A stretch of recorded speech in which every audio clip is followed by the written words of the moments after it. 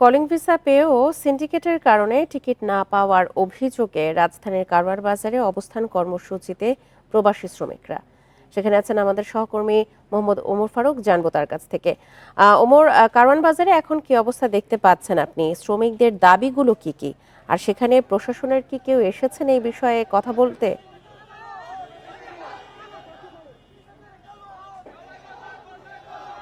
দেখুন, সারা দেশে প্রায় 18,000 মালয়েশিয়ান যারা যেতে চাচ্ছেন তারা কিন্তু যেতে পারছে না নানা ভোগান্তির কারণে এবং নানা সিন্ডিকেটের কারণে।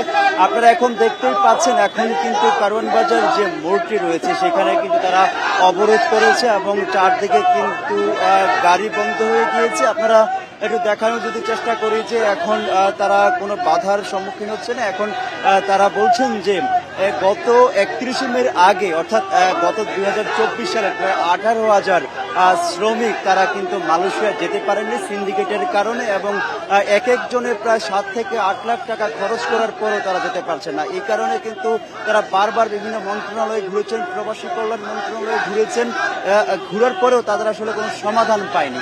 যার কারণে আজকে তারা কারওয়ান বাজারে যে জায়গাটি রয়েছে সাক ফোয়ারার মোড়ে, তারা সেখানে দাঁড়িয়েছে এবং সেখানে তারা বলছেন যদি তাদের দাবি না মানা হয় সেখানে কিন্তু সেখান থেকে তারা আসলে সরবে না। এই মুহূর্তে আপনাদের কিন্তু দেখানোর চেষ্টা করি, তারা কিন্তু সাক ফোয়ারার মোড়ে বসে পড়েছেন এবং মূল রাস্তায়, যেহেতু এখন অফিসের সময় সবাই যে যার মতো অফিসে যাবেন, কিন্তু এই ভোগান্তি তৈরি হয়েছে এবং কয়েকটি জায়গা দিয়ে কিন্তু রাস্তা ইতিমধ্যে বন্ধ হয়ে গিয়েছে। আমরা যেটা দেখানোর চেষ্টা করি, পুলিশের পক্ষ থেকে তাদেরকে বোঝানোর চেষ্টা করা হচ্ছে, তারা কিন্তু কোনোভাবেই আসলে তারা বুঝতে চাচ্ছে না। তারা বলছেন যে যতক্ষণ না তাদের দাবি মানা হবে তারা কিন্তু সেই কারওয়ান বাজার যে মোড় আছে সেখানে বসে পড়বেন।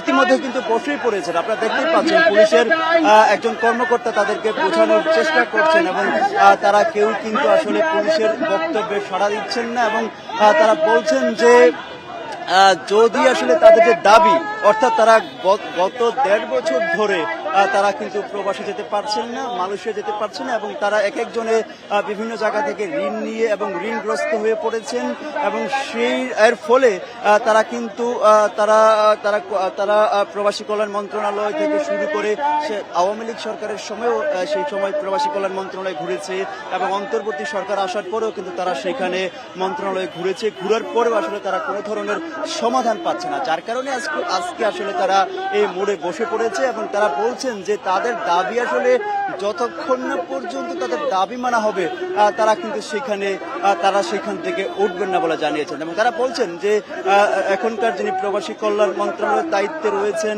এবং প্রবাসী কল্যাণ মন্ত্রণালয়ের দায়িত্বে রয়েছেন আসিফ নজরুল, তার কাছেও গিয়েছেন, যাওয়ার পর আসলে তার কাছে কোনো সমাধান আসলে পাননি। যার কারণে তারা বারবার ভোগান্তির শিকার হয়েছেন এবং তারা ঋণগ্রস্ত হয়ে পড়েছেন। যার কারণে তারা এখন দেখতেই পাচ্ছেন তারা এখানে বসে পড়েছেন এবং চারদিকে যানজট তৈরি হয়েছে এবং অফিসগামী যারা রয়েছে তাদের মধ্যে কিন্তু এক ধরনের ভোগান্তি তৈরি হয়েছে এবং পুলিশের পক্ষ থেকে তাদেরকে উঠানোর চেষ্টা করা হচ্ছে, কোনোভাবেই তারা কিন্তু উঠেনি। এই ছিল আমার কাছে। কারওয়ান বাজার থেকে সবশেষ তথ্য নিয়ে জানাচ্ছিলেন আমাদের সহকর্মী ওমর ফারুক।